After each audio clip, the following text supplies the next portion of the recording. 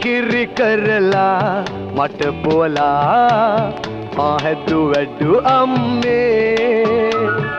පුංචි කාලේ දනගාගෙන යන විට නැගිටින්නට අත දුන් අම්මේ හොඳින් නරකදේ වෙන් කරලා ඔව දන් දුන් අම්මේ මතු සංසාරෙදි ඔබේම පුතු ලෙස උපදින්නට පතනෙමි අම්මේ දුවලා ඇවිත් පෙර ලෙසමා එක පිම්මේ අම්මා කියන්නේ කාටද අද අම්මේ